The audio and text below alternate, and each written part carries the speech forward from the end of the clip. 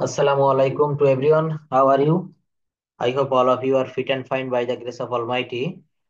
Today we will discuss about basic concept of learning English pronunciation. Basic concept of English pronunciation. এই chapter থেকে আমরা প্রোনাউন্সিয়েশনের উপরে কিছু ধারণা নেওয়ার চেষ্টা করব যাতে করে স্পিকিং করার ক্ষেত্রে আমাদের উচ্চারণ সঠিক থাকে। অর্থাৎ আপনি যত ভালোই ইংরেজি জানেন তারপরও যদি একটি অর্ড অথবা বাক্যকে সঠিকভাবে উচ্চারণ করতে না পারেন তাহলে সেটি কখনোই ভালো শোনাবে না। এখানে সঠিক উচ্চারণ করতে হবে। যেমন আমরা যদি বলি আহ টেবিল, কিন্তু এটা কি সঠিক উচ্চারণ হবে? এটা কিভাবে উচ্চারণ করা হবে, আমাদের এই সঠিক প্রোনাউন্সিয়েশনটা আমাদের এই চ্যাপ্টারে আলোচনা করব। এজন্য ভাষা শেখার শুরুতে আমরা প্রোনাউন্সিয়েশনের কিছু কনসেপ্ট বা ধারণা নেওয়ার চেষ্টা করব। আমরা ইংরেজি ভাষাটা শিখব। তো এই ইংরেজি ভাষাটা শেখার সময় আমাদের যদি উচ্চারণ সঠিক না হয় তাহলে কিন্তু আমরা সঠিকভাবে কথা বলতে পারবো না। আমরা যখন ফরেন কান্ট্রিতে যাব তখন আমাদের বিশেষ করে বাংলাদেশের ভিতরেও যখন আমরা মানুষের সামনে কথা বলতে চাই তখন কিন্তু আমাদের এই উচ্চারণ একটা বড় ফ্যাক্ট। এটা আমাদেরকে মনে রাখতে হবে। লেটার অক্ষরের সঠিক উচ্চারণ আগে আমাদের জানতে হবে। লেটার এবং অ্যালফাবেট সম্পর্কে কিছু ধারণা অর্জন করতে হবে। লেসনটি শুরু করার আগে আমাদের মনে রাখতে হবে যে ইংরেজি একটি ভাষা। ইংরেজি কি বলেন তো? একটা ভাষা, ইটস আ ল্যাঙ্গুয়েজ। এই ভাষা, প্রত্যেক ভাষার যেমন নিজস্ব বর্ণমালা থাকে বা নিজস্ব স্বরবর্ণ ব্যঞ্জন বর্ণ থাকে, তেমনি ইংরেজি ভাষারও আছে। যেমন আমাদের বাংলাতে 11টি স্বরবর্ণ এবং 39টি ব্যঞ্জন বর্ণ, সব মিলে 50টি বর্ণমালা রয়েছে। স্বরবর্ণ এবং ব্যঞ্জন বর্ণ, এই দুটি বর্ণকে একত্রে বলা হচ্ছে বর্ণমালা। হিন্দিতে 34টি বর্ণ, আরবিতে 28টি বর্ণ রয়েছে। ইন দ্য সেম ওয়ে ইংলিশে 26টি বর্ণমালা রয়েছে। এদের মধ্যে 5টি বর্ণ যেটাকে ইংলিশে ভাওয়েল বলা হয়। কি বলা হয় বলেন তো? ইংলিশে ভাওয়েল বলা হয়। আরেকটি রয়েছে যেটাকে আমরা কনসোন্যান্ট বলি। ভাওয়েল এবং কনসোন্যান্ট, আমরা সবাই এই দুটি জিনিস নিশ্চয়ই ছোটবেলা থেকে শুনেছি, ভাওয়েল এবং কনসোন্যান্ট। অর্থাৎ এই 26টি বর্ণমালাকে দুই ভাগে ভাগ করা হয়েছে। 5টিকে বলা হচ্ছে ভাওয়েল। সেই 5টি কি কি? এ, ই, আই, ও, ইউ। দেখেন এখানে আপনারা অনেকেই বলেছিলেন স্যার, অনেকে আমার হোয়াটসঅ্যাপ নাম্বারে ফোন দেয় যে স্যার ইংরেজি কিছুই পারি না। তো তাদের জন্য একেবারে জিরো লেভেল থেকে কিন্তু স্পোকেন ইংলিশের আজ আমাদের সেকেন্ড ক্লাস। আমরা একেবারে শুরু থেকে, শুরুরও শুরু, একেবারে প্রি প্রাইমারি লেভেল যেটাকে বলে, সেখান থেকে শুরু করছি। এদের মধ্যে 5টি বর্ণ রয়েছে যেটাকে ভাওয়েল বা স্বরবর্ণ বলে। এ, ই, আই, ও, ইউ। এবং 21টি ব্যঞ্জন বর্ণ যেগুলোকে ইংলিশে কনসোন্যান্ট বলা হয়। বি, সি, ডি, এফ, জি, এইচ ইত্যাদি। এদের মধ্যে আবার দুইটিকে সেমি ভাওয়েল বলা হয়। ডাব্লিউ এবং ওয়াই, এই দুইটি বর্ণ মাঝে মাঝে কনসোন্যান্ট আবার মাঝে মাঝে ভাওয়েল এর কাজ করে থাকে। মাঝে মাঝে এরা ভাওয়েলের কাজ করে, আবার মাঝে মাঝে এরা কনসোনেন্টের কাজ করে। এই জন্য এই দুটি বর্ণকে সেমি ভাওয়েল বলা হচ্ছে।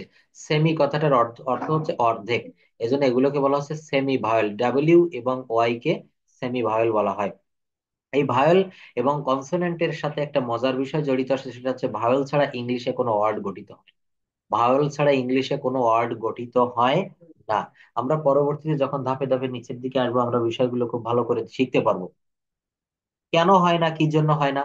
আমরা জানি যে কতগুলো লেটার পাশাপাশি বসে যদি সুন্দর একটা অর্থ দেয় তাহলে সেটাকে অর্ড বলে। সেটাকে কি বলে বলেন তো? অর্ড বলে। পাশাপাশি বসে সুন্দর একটি অর্থ দিতে হবে। যার কোনো অর্থ হয় না সেটি কিন্তু অর্ড হতে পারে না। কিন্তু আমরা এই বিষয়টা জানি না যে যে কোনো ওয়ার্ড হতে হলে সেখানে কমপক্ষে অবশ্যই একটা ভায়োল থাকবে। ভায়োল ছাড়া ইংরেজিতে কোনো শব্দ গঠিত হয় না। আপনি এমন কোনো ওয়ার্ড দেখাতে পারবেন না যেখানে কোনো ভায়োল নেই।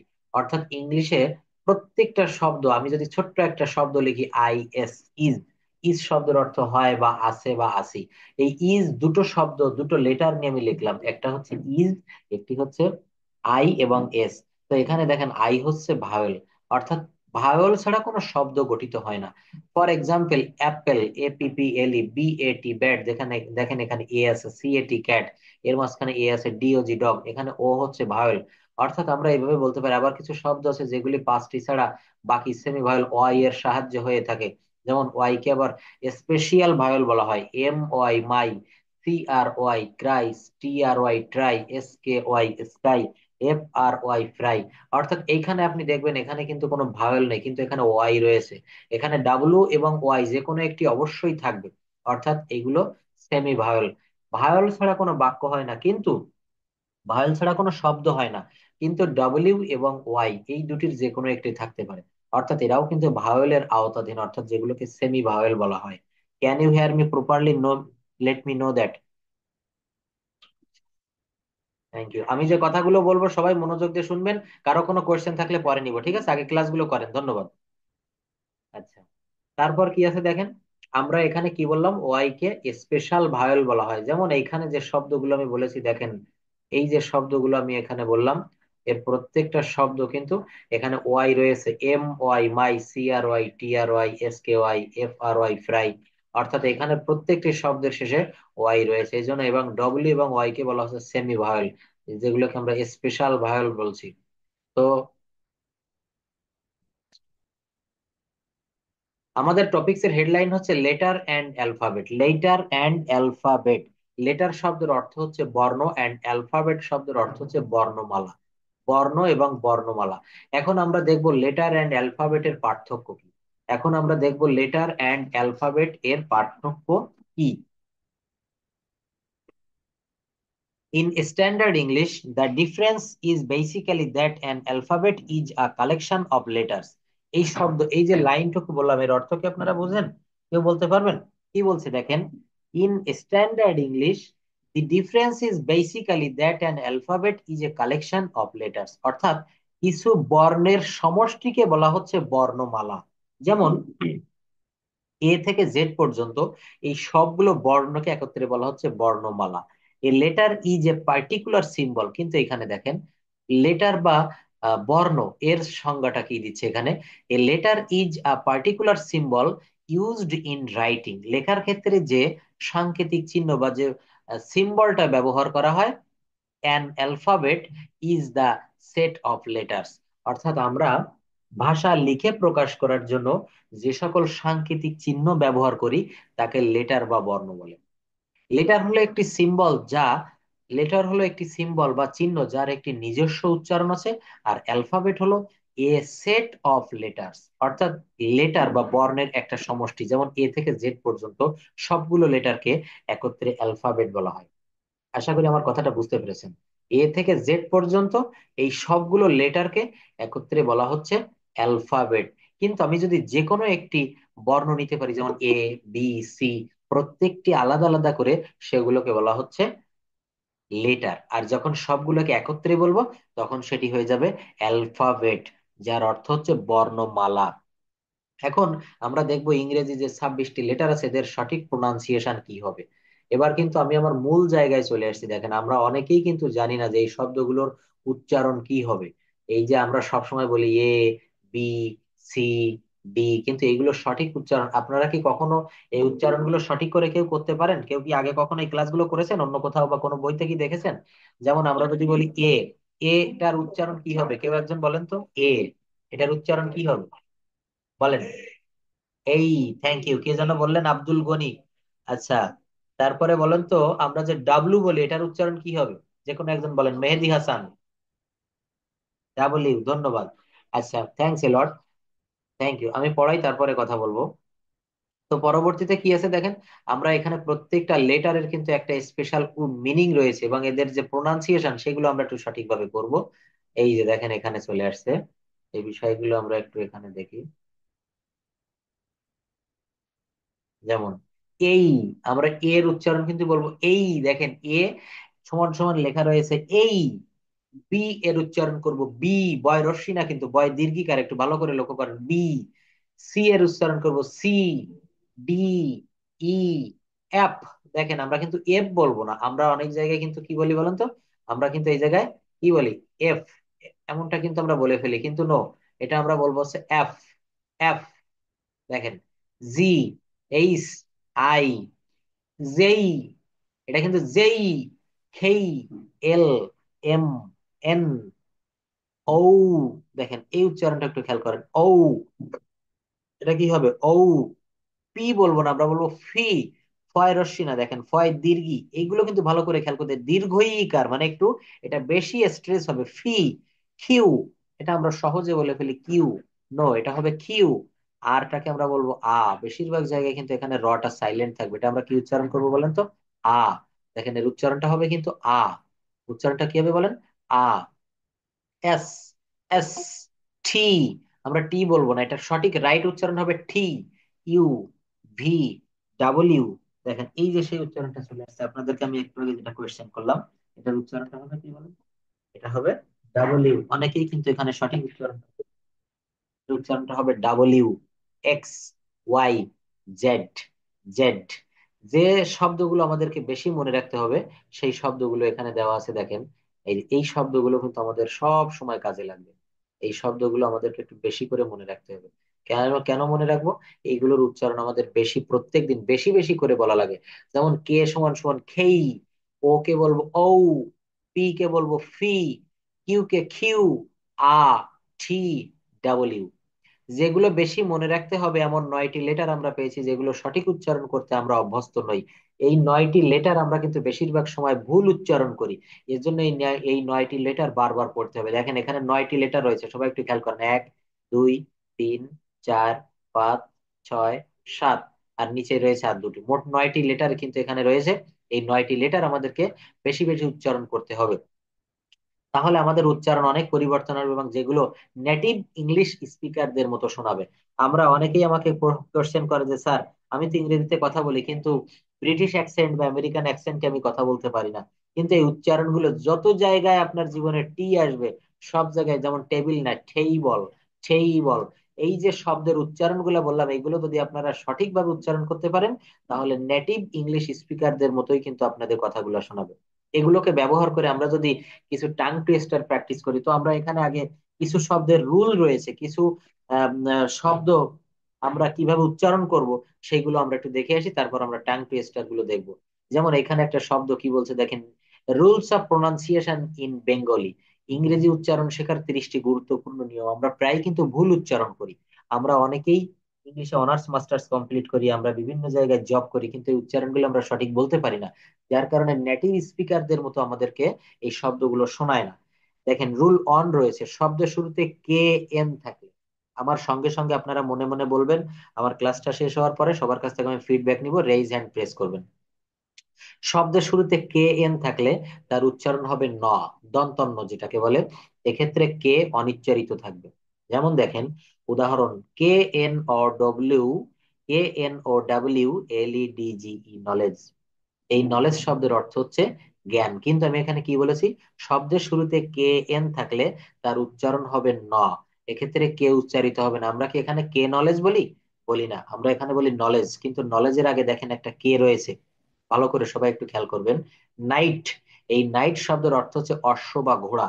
আমরা কিন্তু এখানে এন থেকে শুরু করি, NIGHT, কিন্তু দেখেন এর বাম পাশে একটা কে রয়েছে, KN নি। আমরা কি কখনো কে নি বলি? বলি না। তারপরে দ্বিতীয় রুল কি রয়েছে, তাহলে এখানে কি দাঁড়ালো? এখানে আমার মূল কথা হচ্ছে শব্দের শুরুতে কে এন থাকলে এই কেটা উচ্চারিত হবে না, এন থেকে শুরু হবে। যেমন নলেজ, নাইট, নি। রুল 2 তে রয়েছে ডাব্লিউ এর পর এইচ অথবা আর থাকলে ডাব্লিউ উচ্চারিত হবে না। আবার একটু খেয়াল করি, শব্দের ডাব্লিউ এর পর এইচ অথবা আর থাকলে ডাব্লিউ উচ্চারিত হবে না। উদাহরণ দেখেন, write, W, WRITE, WRONG, WHO। Wrestling, এখানে write, wrong, who and wrestling.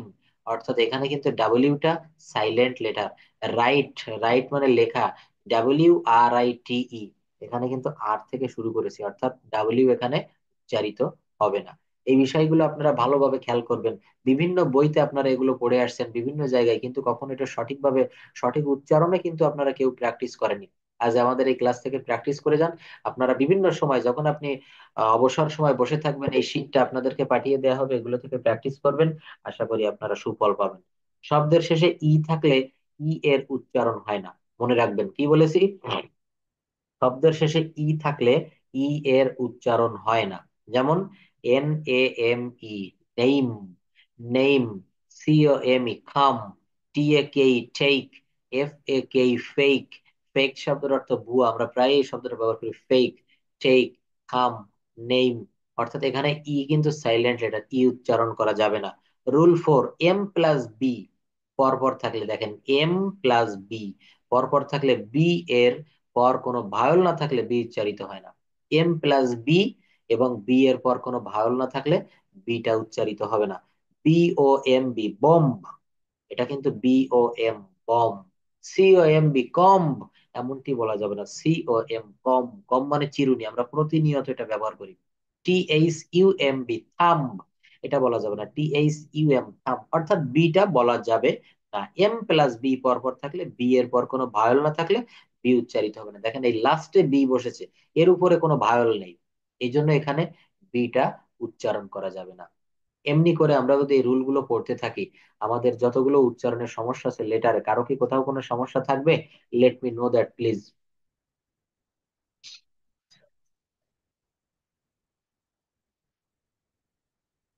Thank you, তাহলে ক্লাস উপভোগ করতে থাকেন, একটু পরে আপনাদের কোয়েশ্চেন নিব। ধন্যবাদ।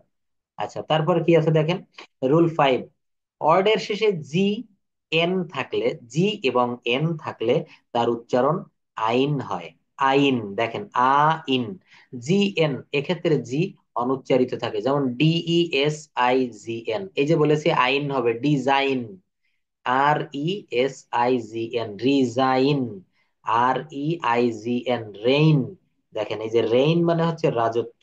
In the reign of samrat Shah Jahan, in the reign of samrat Akbar, এরকম। FEIGN, ফেইন, উদ্ভাবন করা। অর্থাৎ এখানে আমার রুল কি বলছে, রুল 5 বলছে অর্ডের শেষে জিএন থাকলে, অর্ডের শেষে সবগুলাই দেখেন জিএন আছে, জিএন থাকলে তার উচ্চারণ আইন হয়। এক্ষেত্রে জি অনুচ্চারিত থাকে, যেমন ডিজাইন, রিজাইন, জি, তারপরে রেইন, ফেইন, অর্থাৎ এই শব্দগুলো শব্দ শেষে জিএন থাকলে তার উচ্চারণ আইন হয়ে যায়। রুল 6, এল প্লাস এম পরপর থাকলে, একটু আগে আমরা রুল 4 যেমনটি পড়েছি, এখানে ঠিক তদ্রূপ একটা রুল নিয়ে আমরা কথা বলছি। এল প্লাস এম পরপর থাকলে এবং পরে ভাওয়েল না থাকলে এল অনুচ্চারিত থাকে, যেমন CALM, এখানে এল সাইলেন্ট লেটার, কাম। এটা কিন্তু আমরা অনেকে ভুল করে ক্লাম বলে বেশি, নো, এটা কাম। ALMS, আলমস, আলমস, দেখছেন আলমস, কিন্তু এখানে আমস, আমস। তারপরে PALM, পাম, এখানে আমরা কেউ ভুলেও যেন প্লাম না বসি, না বলি, এটা পাম, পাম শব্দের অর্থ তাল গাছ। PALM, CALM, ক্লাম না কাম। অর্থাৎ এল এবং এম পরপর থাকলে, কি বলছে, এল প্লাস এম পরপর থাকলে এবং পরে ভাওয়েল না থাকলে এল অনুচ্চারিত থাকে। অর্থাৎ এই এম এর পরে যদি আর কোনো ওয়ার্ড বা ভাওয়েল বা কনসোনেন্ট না থাকে, তাহলে এই মাঝের যে এল, এই এলটি মাঝখানের এই এলটি কিন্তু অনুচ্চারিত থাকে। রুল 7 দেখেন, শব্দের শেষে টি থাকলে, শব্দের শেষে কি থাকবে বলেন? টি। শব্দের শেষে টি থাকলে, টি এর পরে ইউ থাকলে টি এর উচ্চারণ চ এর মতো হয়। শব্দের শেষে টি থাকবে এবং টি এর পরে ইউ থাকবে, টি এর পরেই কিন্তু একটা ইউ বসাতে হবে, আমার মনে রাখতে হবে শব্দের শেষে টি থাকতে হবে। শব্দের শেষে না, শুধু শব্দের টি থাকলে এবং টি এর পরে ইউ থাকলে, শব্দের ভিতরে যদি কোথাও টি থাকে এবং টি এর পরে ইউ থাকে, তাহলে এর উচ্চারণ, টি এর উচ্চারণ চ এর মতো হয়ে যায়। আমরা একটু উদাহরণ লক্ষ্য করি। Lecture, century, furniture, structure. আবার খেয়াল করেন, শব্দের শেষে টি থাকলে, টি এর পর ইউ থাকলে টি এর উচ্চারণ চ হয়ে যায়। যেমন লেকচার, সেঞ্চুরি, সেঞ্চুরি। এই বিষয়গুলো একটু ভালো করে সবাই খেয়াল করেন। অর্থাৎ শব্দের শেষে কি উচ্চারিত হবে বলেন তো? চ উচ্চারিত হবে, চ, চ। এখানে কিন্তু শব্দের শেষে, শব্দের ভিতরে টি থাকলে এবং টি এর পরে, শব্দের ভিতরে টি থাকলে, টি এর পরে ইউ থাকলে টি এর উচ্চারণ চ হয়ে যায়। লেকচার, সেঞ্চুরি, ফার্নিচার, স্ট্রাকচার ইত্যাদি। পরে কিছু উদাহরণ লক্ষ্য করি। Dialogue, diamond, liar, liar. অর্থাৎ কি বলছে, consonant, a plus consonant, consonant I, a, I এবং এ প্লাস কনসোনান্ট, এভাবে ওয়ার্ড গঠিত হলে আই এ এর উচ্চারণ আইয়া হয়, আইয়া। যেমন ডাই আলাগ, ডায়মন্ড, লাই আর, লাই আর। অর্থাৎ আই এবং এ, দেখেন এখানে ডি এর পরে আই এ রয়েছে, ডি এর পরে আই এ রয়েছে, এল এর পরে আই এ রয়েছে। এরকম যদি কখনো থাকে, কোনো ওয়ার্ডের পরে যদি আই এবং এ একসঙ্গে থাকে, তাহলে তার উচ্চারণ আইয়া হয়, আইয়া। যেমন লাই আর, ডায়মন্ড, ডায়লগ। অর্থাৎ এখানে শব্দের উচ্চারণটা একটু চেঞ্জ হয়ে যাবে। লাইয়াবিলিটি, লাইয়াবিলিটি। তারপরে রুল দেখেন, ফার্স্ট। ফার্স্ট শব্দের অর্থ প্রথম, বার্থ অর্থ জন্ম, বার্ড অর্থ পাখি। তো এখানে কি বলছে? I plus R, I plus R. দেখেন এখানে ফার্স্ট, FIRST, একটু ভালো করে খেয়াল করবেন। First, FIRST, I plus R consonant. এভাবে অড গঠিত হলে আই এর উচ্চারণ আই না হয়ে আ হয়, আ। যেমন ফার্স্ট। তারপরে বার্থ, বার্ড, সার্কেল। অর্থাৎ এখানে কি বলছে? আই এবং আর কনসোনান্ট, এই দুটি আই এবং আর এর সঙ্গে যদি অড গঠিত হয়, আই এর উচ্চারণ আই না হয়ে আ হয়, আ উচ্চারিত হয়। First, birth, birth. দেখেন এখানে কিন্তু ডাইরেক্ট আ হয় না, আই হয় না, এখানে অ্যা, অয় জবলা আকার এমনকি শোনা যাবে। রুল 10, তৃতীয় বর্ণ বিশিষ্ট ওয়ার্ডের কনসোনান্ট আই প্লাস ই এইভাবে ব্যবহৃত হলে তার উচ্চারণ আই এর মতো। উদাহরণ হয় যেমন মাই ইস, মাই ইস, মাইস শব্দের অর্থ ইঁদুর। রাই ইস, ওয়াইজ, সাইজ। কি বলছে? তৃতীয় বর্ণ বিশিষ্ট। দেখেন তিনটে এখানে তৃতীয়, তিন বর্ণ বিশিষ্ট অর্ড এর কনসোনান্ট এর বর্ণ বিশিষ্ট শব্দগুলো যখন আহ ভিতরে এমনটি থাকবে তখন উচ্চারণটা কি হয় আমরা একটু খেয়াল করি। MICE, মাই ইস, ইঁদুর। রাইস, চাউল। ওয়াইজ, বিজ্ঞ বা জ্ঞানী। সাইজ, আয়তন। কনসোনান্ট ইউ প্লাস কনসোনান্ট এভাবে অড গঠিত হলে ইউ এর উচ্চারণ আই এর মতো হয়। NULL, null. Consonant plus U, consonant plus U. দেখেন এখানে একটা এন রয়েছে, এটা কিন্তু consonant. Consonant plus U plus consonant থাকলে ওয়ার্ড এর উচ্চারণ আ এর মতো হবে। যেমন NULL, এটা নুল বলা যাবে না, এটা null. BUT, but. NUT, nut. CUT, cut. অর্থাৎ কি হলো? Consonant plus U plus consonant, মাঝখানে যদি ইউ থাকে, দুই পাশে কনসোনান্ট থাকে, তখন সেই শব্দের উচ্চারণ কিন্তু আ এর মতো হবে। NULL, আমরা এটা ভুল করে কিন্তু নাল বলে ফেলি, নুল বলে ফেলি। এটা সঠিক উচ্চারণ হবে NULL, নাল। NULL। অর্থাৎ আমাদের এই উচ্চারণগুলো কিন্তু বারবার সঠিক হতে, আমরা যদি নেটিভ স্পিকারদের মতো করে ইংলিশ বলতে চাই, আমাদের এই প্রোনাউন্সিয়েশন গুলো ঠিক করতে হবে। Rule 12, NIGHT, night. SIGHT, sight. MIGHT, might. তো এখানে কি বলছে? IGH এর উচ্চারণে জি উচ্চারিত হবে না, IGH এর উচ্চারণে জি উচ্চারিত হবে না, সেই অংশটুকু উচ্চারণ হবে আই। সেই অংশটুকু কি হবে? আই। যেমন নাইট, নাইট। দেখেন এখানে জি এর উচ্চারণটা টোটালি হবে না, SIGHT। এখানে কি আমরা সাজাইট বলি? সাজাইট বলি? বলি না। অর্থাৎ জি এর উচ্চারণ জ বা যে কোনোটি আসবে না এখানে, না। ইট, নাই ইট। অর্থাৎ আই এর উচ্চারণ হয়ে যাবে। IGH এর উচ্চারণে জি উচ্চারিত হয় না, সেই অংশটুকুর উচ্চারণ আই হবে, সেই অংশটুকুর উচ্চারণ কিন্তু আই হবে। এই শীট গুলো আপনাদের যখন PDF পাঠিয়ে দেবো, আপনারা কিন্তু এগুলো পড়বেন, পড়ে এখান থেকে সব রেডি করে রাখবেন, এখান থেকে আমি কোশ্চেন করব। আই ও এর উচ্চারণ সাধারণত আই হয়, আই ও এর উচ্চারণ সাধারণত আই হয়। যেমন ভাইওলেট, VIOLET, ভায়োলেট, বেগুনি রং। ভায়োলেট, বায়োলজি, জীববিজ্ঞান বা জীববিদ্যা যেটাকে বলি। আই ও এর উচ্চারণ সাধারণত আই হয়, আই এরকম হয়। বায়োলজি, দেখেন biology. Biography, violation, violation, violet. অর্থাৎ আই ও এর উচ্চারণ আইও হয়, আইও, আইও। Rule 14, RAIL, rail. NAIL, nail. Straight. অর্থাৎ কনসোনান্টের পর AI এর উচ্চারণ সবসময় এই বা এ হয়। খুব সুন্দর একটা রুল, আমরা প্রায় এটা ভুল বলে থাকি। কনসোনান্টের পর AI এর উচ্চারণ সবসময় এই বা এ হয়। যেমন রেইল। দেখেন এখানে কনসোনেন্ট এরপর AI, তো এই যে আর, RAIL, এখানে আরটা কি কনসোনেন্ট না? এবং এরপরে কিন্তু ভায়োল AI রয়েছে, তাই বলছে কনসোনেন্টের পর AI এর উচ্চারণ সবসময় এই হয়। যেমন রেইল, নেইল। তো এখানে রেইল এর আরটা কিন্তু কনসোনান্ট, নেইল এর এনটা কিন্তু কনসোনান্ট। স্ট্রেইট এর এস কিন্তু ST। RAIGHT, অর্থাৎ আই, AI। বলছে কনসোনেন্টের পর AI এর উচ্চারণ সবসময় এ বা এই হয়। এই রুল গুলো কিন্তু আমাদের সব একটি একটি করে সুন্দর করে ক্লিয়ার করতে হবে। আপনাদের যখন এই PDF ফাইলটা পাঠিয়ে দিব, আপনারা প্রত্যেকটা রুল ধরে ধরে মুখস্থ করে ফেলবেন, প্রত্যেকটা রুল। এবং এখানে যেভাবে ঠিক প্রোনাউন্সিয়েশন উচ্চারণ দেওয়া রয়েছে, এভাবে যদি আমরা নিজেদের এই শব্দগুলো বারবার প্র্যাকটিস করতে পারি, আপনারা দেখবেন কথা বলার সময় নেটিভ স্পিকারদের মতো আপনি কথা বলতে পারছেন। এই শব্দগুলো, এগুলো আমরা অঙ্ক করতে গেলে যেমন সূত্র লাগে না, এগুলো কিন্তু ঠিক তদ্রূপ সূত্রের মতো কাজ করবে। আমি যে শব্দগুলো শিখালাম, এগুলো কিন্তু আমাদের ঠিক সূত্রের মতো কাজ করবে। আপনি এগুলো অঙ্কের সূত্র আপনি মুখস্থ করেন, অঙ্ক এমনি মিলে যাবে। ঠিক এইগুলো আপনি মুখস্থ করলে আপনার নেটিভ স্পিকারদের মতো প্রোনাউন্সিয়েশন অলরেডি হয়ে যাবে। তো এখানে আমরা আরো কিছু ওয়ার্ড, আরো কিছু নিয়ম রয়েছে, দেখেন রুল 29, 30টা রুল রয়েছে। এই আমি 15 পর্যন্ত পড়িয়ে দিলাম, বাদ বাকিগুলো আপনারা একটু বাসায় পড়ে নেবেন। তো এরপর আমরা concept about word and sentence, আমরা তো প্রোনাউন্সিয়েশন নিয়ে কথা বললাম, এখন আমরা ওয়ার্ড অ্যান্ড সেন্টেন্স নিয়ে একটু কথা বলবো।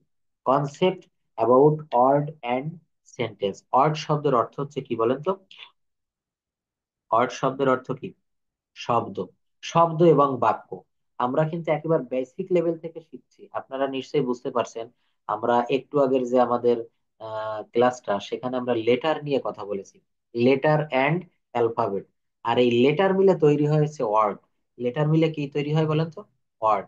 যেমন আমি যদি এখানে একটু লিখি, লিখলাম CAT, খ্যাট, CAT।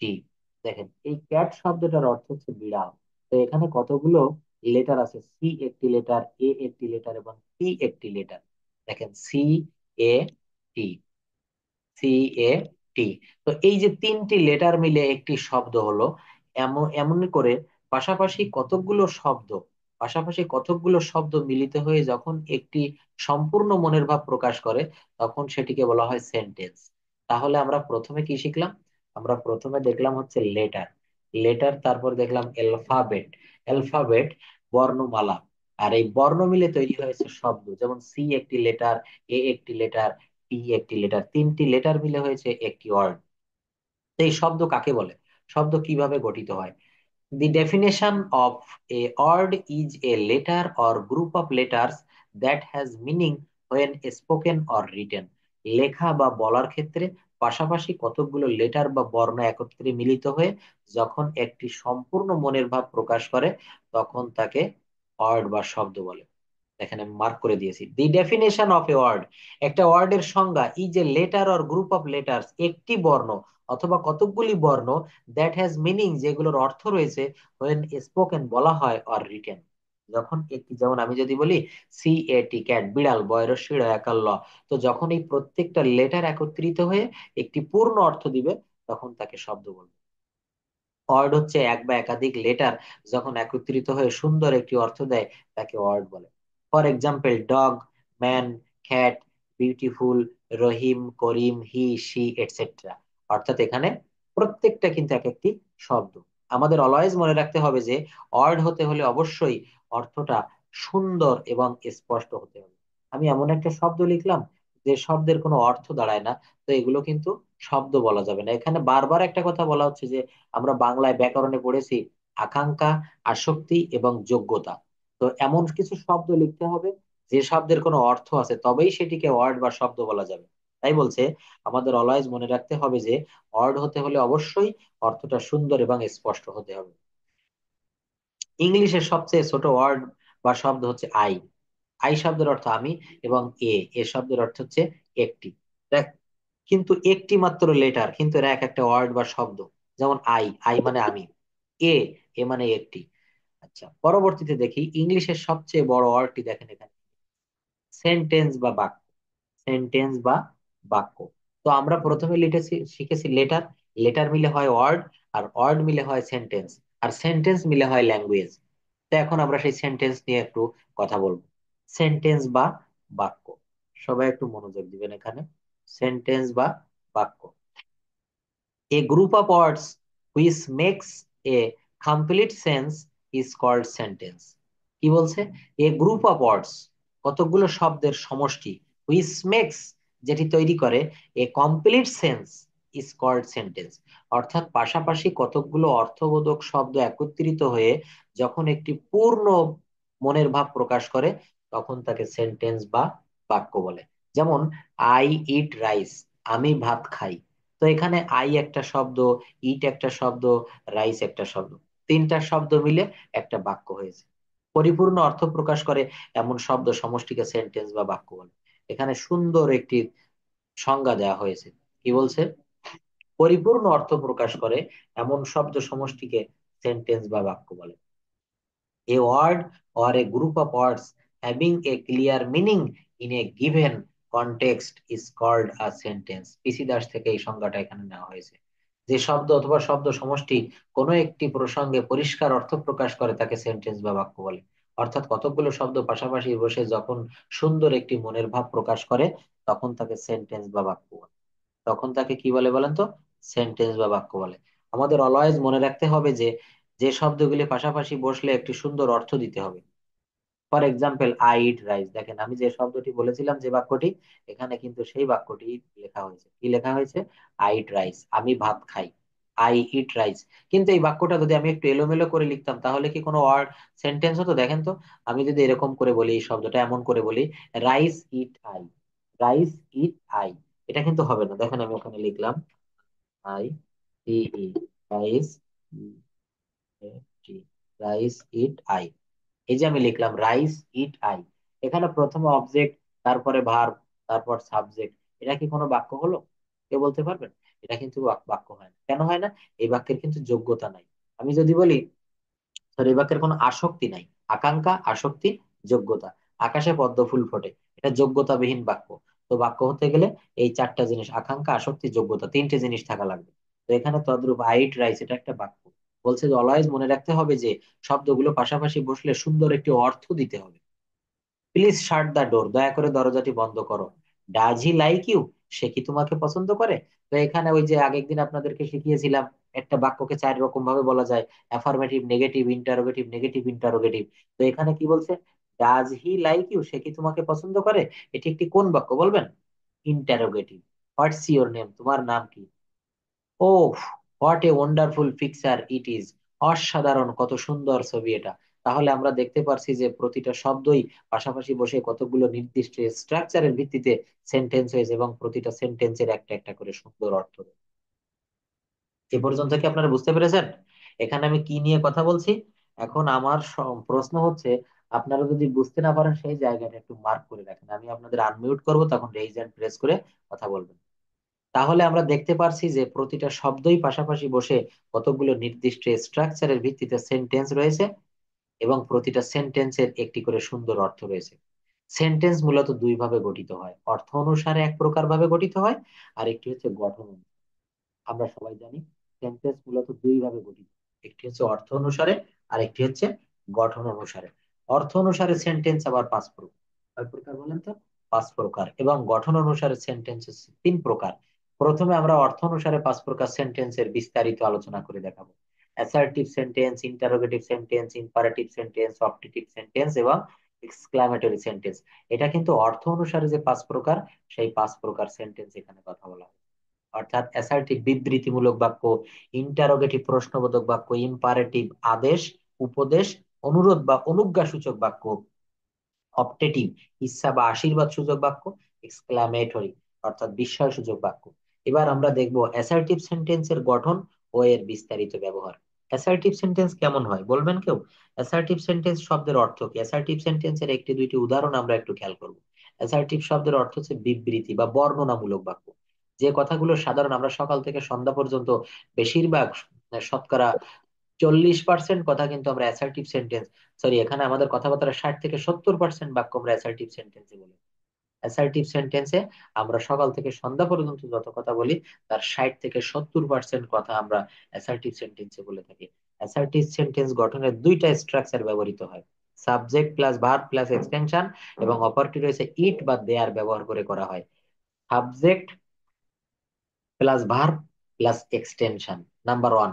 আর নাম্বার টু হচ্ছে কি? নাম্বার টু হচ্ছে ইট অথবা দেয়ার। নাম্বার টু কি আছে দেখেন, ইট অথবা there plus verb plus subject plus extension. মূলত এই দুটি স্ট্রাকচার দিয়ে অ্যাসার্টিভ সেন্টেন্স তৈরি হয়ে থাকে। আমাদের সারা দিনের কথাবার্তা 60 থেকে 70% অ্যাসার্টিভ সেন্টেন্স হয়ে থাকে। এখন আমরা অ্যাসার্টিভ সেন্টেন্সের প্রথম স্ট্রাকচার দিয়ে কিছু সেন্টেন্স তৈরি করব। প্রথম যে স্ট্রাকচার আছে এগুলো দিয়ে আমরা কিছু সেন্টেন্স মেক করব। First structure, subject plus verb plus extension, একেবারে সহজ। Ruma likes to draw a picture. Ruma ছবি আঁকতে পছন্দ করে। দে আর প্লেইং ফুটবল, তারা ফুটবল খেলছে। আই লার্ন ইংলিশ, আমি ইংরেজি শিখি। আমরা দেখতে পারছি যে প্রতিটা সেন্টেন্সই অ্যাসার্টিভ সেন্টেন্সের ফার্স্ট স্ট্রাকচার অনুযায়ী গঠিত হয়েছে। প্রথমে সাবজেক্ট বসেছে, তারপর ভার্ব বসেছে, তারপর অবজেক্ট বসেছে। দেখেন আপনারা এখানে যারা আছেন সবাই কম বেশি এই বিষয়গুলো পারেন। তারপরও পারা জিনিস আমরা যদি ভালো করে রিভিশন দিই, সেগুলো আমাদের পাকাপোক্তভাবে আরো সুন্দর করে শেখা হয়ে গেল। অ্যাসার্টিভ সেন্টেন্স গঠন করার দুটি স্ট্রাকচার, তার প্রথম স্ট্রাকচার নিয়ে কথা বলেছি, এখন দ্বিতীয় স্ট্রাকচার নিয়ে আমরা একটু কথা বলবো। দেখেন দ্বিতীয় স্ট্রাকচার কি আছে। ইট অথবা there plus verb plus subject plus object. কি বলছে? It plus there plus verb plus object. একটু ভালো করে খেয়াল করি, যেমন there is a river in our village. There is a river in our village, এখানে প্রথমেই কিন্তু দেয়ার বসেছে।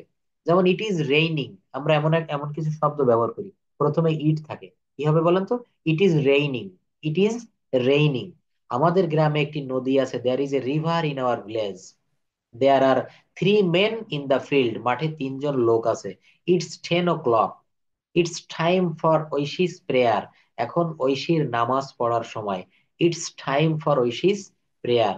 অর্থাৎ দ্বিতীয় স্ট্রাকচারে কি, আমরা কিন্তু প্রথম স্ট্রাকচার গঠন প্রণালী সবাই কম বেশি জানি, কিন্তু এই দ্বিতীয় স্ট্রাকচারের সঙ্গে আমরা বেশিরভাগই অপরিচিত। তো ভালো করে খেয়াল করেন, ইট অথবা দেয়ার যে কোনো একটি বসবে সাবজেক্ট হিসাবে, প্লাস ভার্ব বসবে প্লাস অবজেক্ট বসবে। সরি, ইট বা there plus verb plus subject plus object. আচ্ছা, এরপর দেখেন, it's time for ঐশিস prayer, interrogative sentence, প্রশ্নবোধক বাক্য।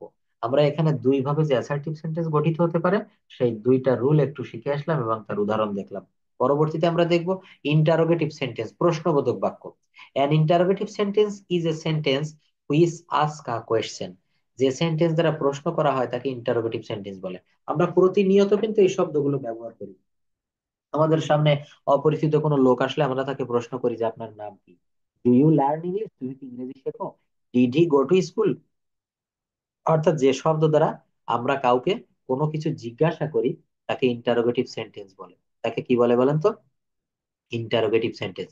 মজার ব্যাপার হচ্ছে, অ্যাসার্টিভ সেন্টেন্স গঠন করার যেমন দুটি নিয়ম রয়েছে, ইন্টারোগেটিভ সেন্টেন্সও গঠন করার কিন্তু দুইটা স্ট্রাকচার রয়েছে। নাম্বার ওয়ান স্ট্রাকচার দেখেন, নাম্বার ওয়ান স্ট্রাকচার কি হবে? Number one structure auxiliary verb plus subject plus main verb plus object. আমরা একটু উদাহরণ দেখে আসি। প্রথমে অক্সিলারি ভার্ব বসবে, তারপর সাবজেক্ট বসবে, তারপর মেইন ভার্ব বসবে, তারপর অবজেক্ট বসবে। প্রথমে কিন্তু অক্সিলারি ভার্ব বসবে।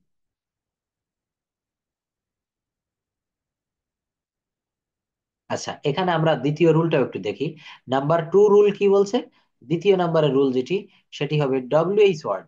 প্রথমে থাকবে WH word plus auxiliary verb plus subject plus main verb plus object.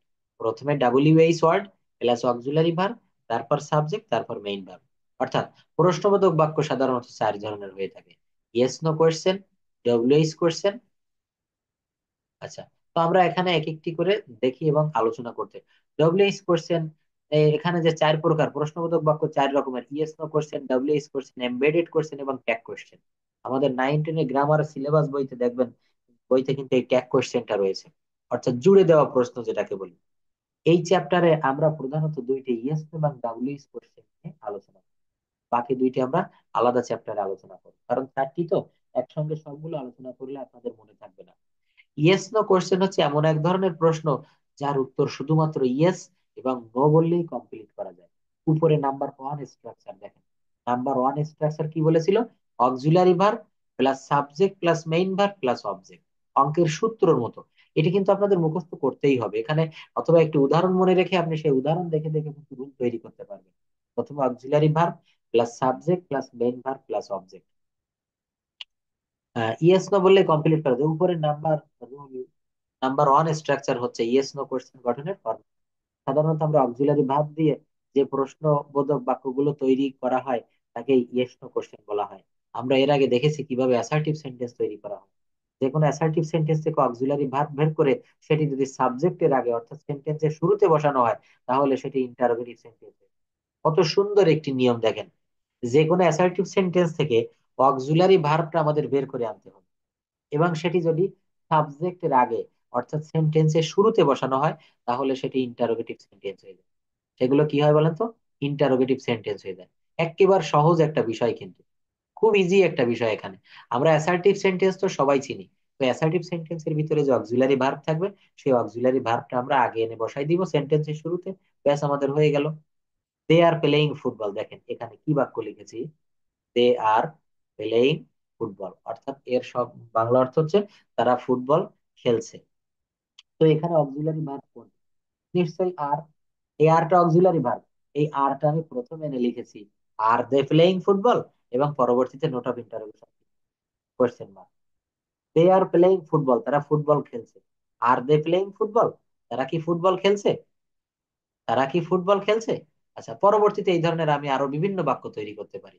এখানে আহ পল্লব বড়ুয়া, আপনি একটু বলেন তো, হি ইজ ইটিং রাইস, এটা অ্যাসার্টিভ সেন্টেন্সে আছে। এটা যদি আমি ইন্টারোগেটিভ করতে চাই অক্সিলারি ভার্ব সামনে এনে, তাহলে কি হবে? He is eating rice. সবাই মনোযোগ দিয়ে শুনবেন। হ্যাঁ, আরেকবার বলেন। Is he eating rice. আচ্ছা, তারপর সাইমন নাহার, আপনি একটু বলেন তো, দে আর প্লেইং ক্রিকেট, এটা কি হবে? যদি আমরা প্রশ্নবোধক বাক্য তৈরি করতে চাই, দে আর প্লেইং ক্রিকেট, এটা কি হবে? আর দে প্লেইং ফুটবল। অর্থাৎ আমরা এখানে কি শিখলাম?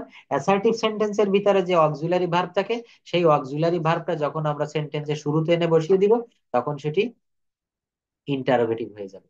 দেখেন, he is eating rice, is he eating rice? He will go to school, will he go to school? তাহলে আমরা কি দেখলাম? আমরা দেখলাম অ্যাসার্টিভ সেন্টেন্স থেকে অক্সিলারি ভার্ব গুলো সবার আগে নিয়ে সেন্টেন্স গুলো ইন্টারোগেটিভ করা হলো। কিন্তু অনেক অ্যাসার্টিভ সেন্টেন্সে কোনো অক্সিলারি ভার্ব থাকে না, শুধুমাত্র মেইন ভার্ব থাকে। দেখেন, একটা মজার জায়গা চলে এসেছি আমরা, এখানে খুব মজা। অনেক অ্যাসার্টিভ সেন্টেন্সে কোনো অক্সিলারি ভার্ব থাকে না, শুধুমাত্র একটি মেইন ভার্ব থাকে। সেগুলোকে আমরা কিভাবে ইন্টারোগেটিভ করব? আপনাদের মনেতে এমন প্রশ্ন আসতে পারে যে স্যার, যেখানে অক্সিলারি ভার্ব নেই সেখানে কি করব? সেখানে আমরা কি করব দেখেন, যে সকল সেন্টেন্সে অক্সিলারি ভার্ব থাকে না, সেই সেন্টেন্স গুলোকে নেগেটিভ করার জন্য আমাদেরকে ডু নামক একটি অক্সিলারি ভার্বের সাহায্য নিতে। কি নিতে হয় বলেন তো? ডু নামক একটি অক্সিলারি ভার্বের সাহায্য নিতে হয়। সাধারণত প্রেজেন্ট ইনডেফিনিট টেন্স এবং পাস্ট ইনডেফিনিট টেন্সের অ্যাফার্মেটিভ সেন্টেন্স গুলোতে কোনো অক্সিলারি ভার্ব থাকে না। এই জায়গাটা একটু মনে রাখবেন। এই দেখেন, এখানে আমি একটু মার্ক করে দিই। সাধারণত প্রেজেন্ট ইনডেফিনিট টেন্স এবং পাস্ট ইনডেফিনিট টেন্স, এই জায়গাটাতে কিন্তু কোনো অক্সিলারি ভার্ব থাকে না। যেমন আইট রাইস, এখানে কি কোনো অক্সিলারি ভার্ব আছে? এটা কিভাবে করবেন, কেউ বলতে পারবেন? Ate rice. আচ্ছা যাক, আমরা পরবর্তীতে এগুলো আসবো। অক্সিলারি ভার্ব থাকে না, কি থাকে না বলেন? অক্সিলারি ভার্ব এখানে থাকে না, কিন্তু এখানে ডু আনতে হবে, পাস্ট টেন্সে ডিড আনতে হবে। প্রেজেন্ট ইনডেফিনিট টেন্সে ডু বসে এবং কোন সেন্টেন্সের subject third person singular number হয়, তাহলে সেখানে কি বসে বলেন তো? ডাজ বসে। অন্যদিকে ফার্স্ট ইনডেফিনিট টেন্সের সেন্টেন্স গুলোতে সর্বদা ডিড বসে। ফার্স্ট ইনডেফিনিট টেন্সের সেন্টেন্সে সর্বদা ডিড বসে। যেমন প্রেজেন্ট টেন্সে হি গোস টু স্কুল, এই বাক্যে কি কোনো অক্সিলারি ভার্ব আছে? দেখেন, হি গোস টু স্কুল, এই বাক্যে আমার মনে হয় কোনো অক্সিলারি ভার্ব নেই। এখানে একটি মাত্র ভার্ব রয়েছে, গো, গোজ। তো এটা তো মেইন ভার্ব, প্রিন্সিপাল ভার্ব। তো এই বাক্য আমরা কিভাবে করব? এখানে কিন্তু আমরা সবাই জানি আমাদের রুল অনুসারে ডু বা ডাজ আছে। তো এখানে সাবজেক্ট যেহেতু থার্ড পারসন সিঙ্গুলার নাম্বার একজন, এখানে ডাজ আসবে। Does he go to school? You learn English? Do you learn English? You learn English, do you learn English? অর্থাৎ আমার নিয়মে যেটা বলছে, রুল বলছে যে অক্সিলারি ভার্ব যদি না থাকে, সেখানে কিন্তু আমাদের কি আনতে হবে? ডু, ডাজ এবং ডিড আনতে হবে। বিষয়টা ভালো করে খেয়াল করবেন সবাই। নোট, যখন ডু ডাজ বা ডিড সেন্টেন্সে ব্যবহৃত হবে, তখন মেইন ভার্ব যেটা থাকে সেটা আবার প্রেজেন্ট ফর্ম অর্থাৎ ভি ওয়ান ফর্মে চলে আসে। এখানে কিন্তু আর আপনি কোনো আইএনজি বা কোনো থার্ড পারসন ফর্ম বা ভি থ্রি ফর্ম এটা আপনি ব্যবহার করতে পারবেন। তখন আপনাকে কি করতে হবে? তখন ওই জায়গাটা কিন্তু ভি অন ফর্মে ব্যবহৃত হবে। অর্থাৎ ডু ডাজ ডিড সেন্টেন্সে ব্যবহৃত হবে, তখন মেইন ভার্ব যেটা থাকে সেটা আবার প্রেজেন্ট ফর্ম অর্থাৎ ভি ওয়ান ফর্মে চলে আসবে। এবার আমরা দেখবো ডব্লিউএইচ যুক্ত ইন্টারোগেটিভ সেন্টেন্স অর্থাৎ স্ট্রাকচার নাম্বার টু দিয়ে কিভাবে ইন্টারোগেটিভ সেন্টেন্স তৈরি করা যায়। দেখেন, ডব্লিউএইচ যুক্ত ইন্টারোগেটিভ সেন্টেন্স অর্থাৎ স্ট্রাকচার নাম্বার টু আমরা যেটি দেখেছিলাম, সেটি দিয়ে আমরা কিভাবে এখানে ডব্লিউএইচ ওয়ার্ড গঠন করব, কিভাবে আমরা ইন্টারোগেটিভ করতে পারি। Just wait a minute.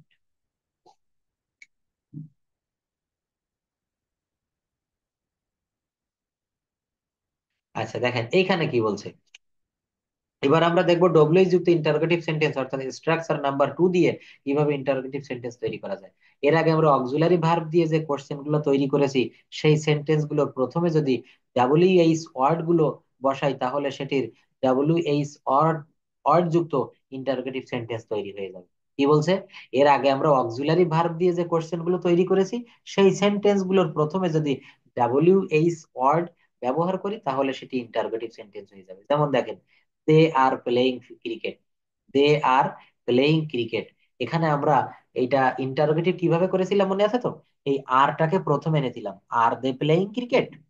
আর এখানে যখন আমরা ডাব্লিউএইচ ওয়ার্ড দিয়ে আমরা ইন্টারোগেটিভ করব, তখন হোয়াই অথবা হোয়েন অথবা where are they playing football, they are playing football, are they playing football. আর যখন আমরা ডাব্লিউএইচ ওয়ার্ড ব্যবহার করব, তখন when are they playing football, why are they playing football, where are they playing football. এগুলো দিলেই আমাদের হয়ে গেল। হি গোস টু স্কুল, সেই স্কুলে যায়। দেখেন, এটা কেউ বলতে পারবেন?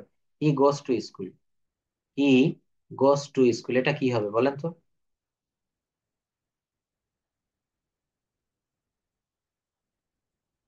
পল্লব বড়ুয়া, আপনি বলেন হি গোস টু স্কুল এটা কি? ধন্যবাদ, ধন্যবাদ। হ্যাঁ, সবাই শিখতে পারছেন, যাক, আমার পড়ানো সার্থক হচ্ছে মোটামুটি যা বুঝলাম। এখানে কি হচ্ছে? He goes to school, does he go to school, why does he go to school, কেন সে স্কুলে যায়, when does he go to school, কখন সে স্কুলে যায়। এই নিয়মে কিন্তু আমরা এই বাক্যগুলো কমপ্লিট করতে পারবো। এগুলোকে ডাব্লিউএইচ কোশ্চেন অথবা ইনফরমেটিভ কোশ্চেন বলা হয়, মনে রাখবেন। এগুলোকে কি বলা হয় বলেন তো? এগুলোকে বলা হয় ডাব্লিউএইচ কোশ্চেন অথবা ইনফরমেটিভ কোশ্চেন। অর্থাৎ এই কোশ্চেন গুলোর অ্যান্সার বিস্তারিত ভাবে দিতে হয়, শুধুমাত্র ইয়েস নো বললে কমপ্লিট হয় না। এই জন্য এগুলোকে বলা হচ্ছে ডাব্লিউএইচ কোশ্চেন অথবা ইন্টারোগেটিভ কোশ্চেন। ইম্পারেটিভ সেন্টেন্স, আদেশ উপদেশ অনুরোধমূলক বাক্য। দেখেন, আমি একটি কথা আপনাদের সামনে বলেছি। আমি আপনাদেরকে যা যা পড়াচ্ছি, এগুলো কিন্তু সব আপনাদের ছোট ছোট পিডিএফ করে আপনাদের প্রতিদিন আপনাদের যার যার লিঙ্কে, মানে একটা লিঙ্কে পাঠিয়ে দিয়ে আপনারা সবাই সেখান থেকে নিয়ে পড়তে পারেন। আপনাদের একটা ফাইল থাকে, আমার রেকর্ড ক্লাসগুলো আপনারা সেখানে পাচ্ছেন, পিডিএফ গুলো পাচ্ছেন।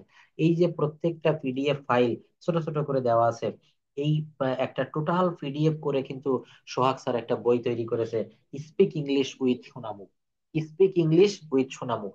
এই বইটা আপনারা অনেকেই অর্ডার করেছিলেন, অনেকেই আজকে হাতে পেয়ে গেছেন। এবং কিছু অর্ডার আমাদের সে এখনো পেন্ডিং আছে। আজকেও প্রায় 50 কপি আমরা অর্ডার বাসা থেকে ডেলিভারি দিয়েছি। তো এই বইটা আপনারা যারা নিতে চান বা বইটা যারা অলরেডি নিয়েছেন, আপনারা একটু কমেন্টে এখানে আমাদের স্যারের যে পেজ আছে, ফেসবুক পেজ বা ইউটিউবে, একটু জানাবেন।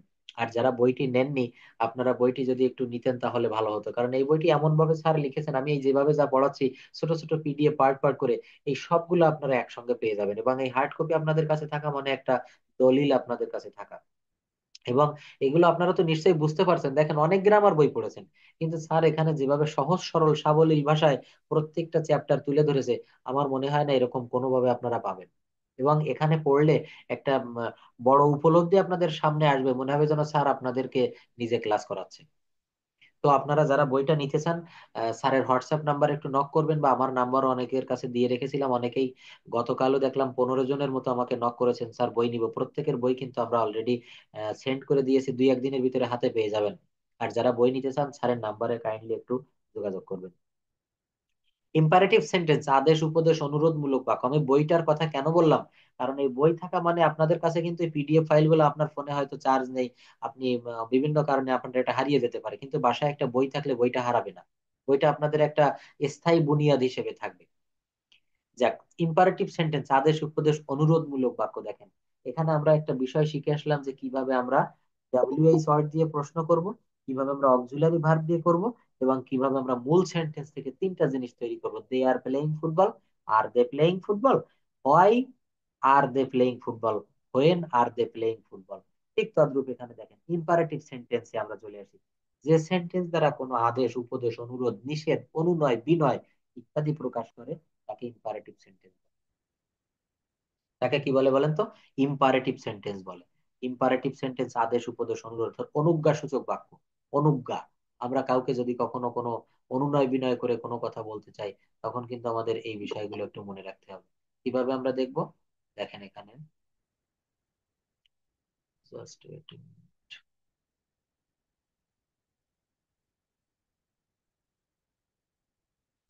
An imperative sentence is a sentence that express an order, a command, a request, an advice, a prohibition or an eternity. Imperative sentence গুলো হচ্ছে সেই সকল সেন্টেন্স যে সেন্টেন্স গুলো মূলত ভার্ব দিয়ে শুরু হয়, কোনো সাবজেক্ট থাকে না। এই দুটি কথা মনে রাখবেন, যে সেন্টেন্স গুলো মূলত ভার্ব দিয়ে শুরু হয়, কোনো সাবজেক্ট থাকে না, সাবজেক্টে উজ্জ থাকে। সাবজেক্ট থাকে না বললে ভুল হয়, সাবজেক্ট এখানে উজ্জ থাকে। যেমন দেখেন, এখানে আমি লিখলাম ওপেন দা ডোর। কি লিখেছি বলেন তো? Open the door, go home. এর বাম পাশে কি, এর প্রথমে কি কোনো সাবজেক্ট আছে? কিন্তু এখানে একটি সাবজেক্ট আছে, উজ্জ আছে। যেমন এখানে ধরে নিতে হবে ইউ গো হোম। এখানে কি বলতে হবে বলেন? You go home, you open the door. তাই আমার এখানে বলেছে যে ইম্পারেটিভ সেন্টেন্স গুলো মূলত ভার্ব দিয়ে শুরু হয়। দেখেন, ওপেন দা ডোর, দরজাটি খোলো। এখানে ওপেন শব্দের অর্থ খোলা। আমরা জানি কি, আই ইট রাইস, আই পরে ইট বসেছে, সাবজেক্টের পরে ভার্ব, অর্থাৎ একটা বাক্যের মাঝের দিকে প্রায় ভার্বের অবস্থান থাকে। কিন্তু এখানে ভার্ব প্রথমে চলে এসেছে। কোথায় চলে এসেছে? প্রথমে। যে সেন্টেন্স গুলো মূলত ভার্ব দিয়ে শুরু হয়, কোনো সাবজেক্ট থাকে না, সাবজেক্টটি উজ্জ থাকে। ইম্পারেটিভ সেন্টেন্স গঠনের মেইনলি চারটা স্ট্রাকচার রয়েছে। আমরা কিন্তু প্রথম থেকেই শিখে আসছি অ্যাসার্টিভ সেন্টেন্সের দুইটা স্ট্রাকচার, ইন্টারোগেটিভ সেন্টেন্সের দুইটা স্ট্রাকচার, আবার এই দুইটা স্ট্রাকচারের ভিতরে কিছু কিছু ভাগ রয়েছে। এখানে ইম্পারেটিভ সেন্টেন্সের চারটা স্ট্রাকচার রয়েছে। সেই চারটা স্ট্রাকচার কি কি দেখেন? Verb plus extension full stop, please অথবা kindly plus verb plus full stop, don't অথবা never plus verb plus full stop, let plus object plus verb plus full stop. কত সুন্দর নিয়ম! দেখেন, আপনারা অনেক গ্রামার পাবেন, অনেক বই, আমি স্পেসিফিকলি কোনো বইয়ের নাম বলবো না, কিন্তু এইভাবে দেখবেন কোন কোন জায়গায় ভেঙে ভেঙে বুঝাই দেওয়া রয়েছে। সোহাগ স্যার যেভাবে বইটি লিখেছে, আসলে সত্যি প্রশংসা পাওয়ার যোগ্য। ইম্পারেটিভ সেন্টেন্স গঠনের মেইনলি চারটা স্ট্রাকচার। এই চারটা স্ট্রাকচারটা আপনারা একটু মনে রাখবেন, ইম্পারেটিভ সেন্টেন্স সারা জীবনের জন্য সহজ হয়ে যাবে। Verb plus extension full stop, please অথবা kindly plus verb plus full stop, don't অথবা never plus verb plus full stop, let plus object plus verb plus full stop. For example, open the door, go home, let's play football, don't do this type of work, don't do this type of work, please help me, please help me, please help me. Imperative সেন্টেন্সের subject উজ্জ থাকে কেন? আমরা জানি প্রতিটা সেন্টেন্সে, দেখেন অন্য কোনো জায়গায়, অন্য কোথাও কোনো সেন্টেন্সে কিন্তু আমরা এইভাবে সাবজেক্ট উজ্জ দেখতে পাই না। ইম্পারেটিভ সেন্টেন্সটাকে এই জন্য স্বতন্ত্র সেন্টেন্স বলা হয়। আমরা জানি যে প্রতিটা সেন্টেন্সে এই সাবজেক্ট থাকে, কিন্তু ইম্পারেটিভ সেন্টেন্সের সাবজেক্ট সর্বদা ইউ হওয়ার কারণে এই সাবজেক্টটা উজ্জ থাকে, অর্থাৎ একটি সাইলেন্ট থাকে। ইম্পারেটিভ সেন্টেন্সে সবসময় একটি সাবজেক্ট, সেটি হচ্ছে ইউ। এটি একটা কমন সাবজেক্ট। এই যেহেতু কমন হওয়ার কারণে এই ইউটা কিন্তু উজ্জ থাকে। এছাড়া অবজেক্ট উজ্জ ইমপ্লিসিট থাকার আরেকটি কারণ হচ্ছে, এই সেন্টেন্স গুলো মূলত এমন কোন সিচুয়েশনে বলা হয় যেখানে সাবজেক্টকে ইন্ডিকেট করে সাবজেক্ট বুঝতে পারে। এই জন্য সাবজেক্টকে সম্মুখ ভাগে রেখেই এই কথাগুলো বলা হয়। আমি যদি বলি ওপেন দা ডোর, এখানে মনে হচ্ছে সাবজেক্ট আমার সামনে দাঁড়িয়ে আছে, এই ছেলে তুমি দরজাটি খোলো, এই মেয়ে তুমি দরজাটি খোলো, ইউ ওপেন দা ডোর। সাবজেক্টকে সামনে রেখে কথা বলা হচ্ছে, এবং সাবজেক্টটি বেশিরভাগ সব জায়গায় ইউ হয়। এজন্য এখানে সাবজেক্টটি কিন্তু উজ্জ থাকে। দেখেন, অনেক ডিপ একটা গভীর কথা, সুন্দর একটি আলোচনা কিন্তু। মন দিয়ে এখানে কেউ অমনোযোগী হবেন না। কি বলছে, সেন্টেন্স গুলো বলা হয় থাকে। এছাড়া আরেকটা কারণ হচ্ছে, ইম্পারেটিভ সেন্টেন্স গুলো যে সিচুয়েশনে ব্যবহার করা হয়, সেখানে সাবজেক্টকে সামনে রেখেই মূলত কথাটা বলা হয়। আমি যে বিষয়টা কেবল বললাম, বা বাক্যগুলো প্রয়োগ করা হয়ে থাকে, এই কারণে সাবজেক্ট উচ্চারণ না করেই ভার্ব দিয়ে সেন্টেন্স শুরু করা হয়। Please give me a glass of water, এখানে আমার সামনে আমি যার কাছে পানি চাইবো সে দাঁড়িয়ে আছে, তাই আমি বলছি please give me a glass of water, অর্থাৎ আপনি বা তুমি আমাকে এক গ্লাস পানি দাও। এই জন্য এখানে সাবজেক্ট সামনে উপস্থিত থাকে বিধায় এখানে সরাসরি ভার্ব থেকে শুরু করতে হয়। Am I right? আচ্ছা, পরবর্তীতে দেখেন অপটেটিভ সেন্টেন্স। তাহলে ইম্পারেটিভ সেন্টেন্সের আমরা চারটা রুল পেয়েছি, এবং ইম্পারেটিভ সেন্টেন্সের সাবজেক্ট কেন উজ্জ্ব থাকে আশা করি আপনারা বুঝতে পেরেছেন। এখানে সব জায়গায় সাবজেক্ট ইউ হয়, এবং সাবজেক্ট সরাসরি সামনে উপস্থিত থাকে। এই জন্য ভার্ব দিয়ে শুরু করা হয়, সাবজেক্টকে উজ্জ্ব রেখে কথা বলা হয়। দরজাটি খোলো, আমি নিশ্চয়ই কাউকে বলছি দরজাটি খোলো, সে সামনে উপস্থিত আছে, এই জন্য আমি সাবজেক্টটা এখানে উজ্জ্ব রেখে বলছি। অপটেটিভ সেন্টেন্স একটু খেয়াল করেন, এই বিষয়গুলো যদি ভালোভাবে নিতে পারেন দেখবেন অনেক উপকার হচ্ছে। এবং এই অজানা বিষয়গুলো আপনারা বিভিন্ন জায়গায় পড়েছেন, কিন্তু এইভাবে ডিপলি কোথাও পাবেন না। আর এই বিষয়গুলো যদি নিতে পারেন, আপনার পরবর্তীতে নিজে পারবেন এবং আপনার নেক্সট জেনারেশনকে আপনারা এটা শিখাতে পারবেন। অপটেটিভ সেন্টেন্স, প্রার্থনা বা শুভকামনামূলক বাক্য। অপটেটিভ সেন্টেন্সের অর্থ হচ্ছে প্রার্থনা বা শুভকামনামূলক বাক্য। আমরা কথা বলার ভিতরে কিন্তু প্রায় অপটেটিভ সেন্টেন্সের ব্যবহার করে থাকি। অপটেটিভ সেন্টেন্সটা কেমন হয় এটা একটু আমরা পরিচিতি লাভ করি। An optative sentence is a sentence which expresses a wish or desire of the mind. যে বাক্য দ্বারা মনের ইচ্ছা বা কামনা, প্রার্থনা ইত্যাদি বোঝায় তাকে অপটেটিভ সেন্টেন্স বলে। স্ট্রাকচার কি হবে? মে or long plus assertive sentence. May or long plus assertive sentence. কত সুন্দর স্ট্রাকচার দেখেন। অপটেটিভ সেন্টেন্স আছে এক প্রকার অ্যাসার্টিভ সেন্টেন্সের অংশ। যে কোনো অ্যাসার্টিভ বাক্যের শুরুতে মে অর লং বসিয়ে দিলেই সেটি অপটেটিভ সেন্টেন্স হয়ে যায়। অপটেটিভ সেন্টেন্স হচ্ছে এক প্রকারের অ্যাসার্টিভ সেন্টেন্সের অংশ। যে কোনো অ্যাসার্টিভ বাক্যের শুরুতে, যে কোনো অ্যাসার্টিভ সেন্টেন্সের বাক্যের শুরুতে মে অর লং বসিয়ে দিলেই সেটা অপটেটিভ সেন্টেন্স হয়ে যায়। ফর এক্সাম্পল, একটি অ্যাসার্টিভ সেন্টেন্স দেখাই, দেখেন, একটু মনোযোগ দিবেন please. You live long, optative sentence আমি মে বসিয়ে দিলাম শুধু, মে ইউ লিভ লং। দেখেন আমি শুধু কি বসালাম? মে বসালাম। আমার এটি অ্যাসার্টিভ সেন্টেন্স ছিল ইউ লিভ লং, কিন্তু অপটেটিভ সেন্টেন্সে মে ইউ লিভ লং, তুমি দীর্ঘজীবী হও। অ্যাসার্টিভ সেন্টেন্স দেখেন, Allah bless you, Allah bless you. Optative সেন্টেন্সে কি হলো? May Allah bless you, may Allah bless you, may Allah bless you. আচ্ছা, পরবর্তীতে দেখেন কত সুন্দর নিয়ম, কি বলছে এখানে? অপটেটিভ সেন্টেন্স এক প্রকার অ্যাসার্টিভ সেন্টেন্সের অংশ। যে কোনো অ্যাসার্টিভ সেন্টেন্সের শুরুতে মে অর লং বসিয়ে দিলেই সেই সেন্টেন্সটি অপটেটিভ সেন্টেন্স হয়ে গেল। তার উদাহরণ তো এখানে দেখতেই পাচ্ছেন। মে ইউ লিভ লং, এটি হলো কি?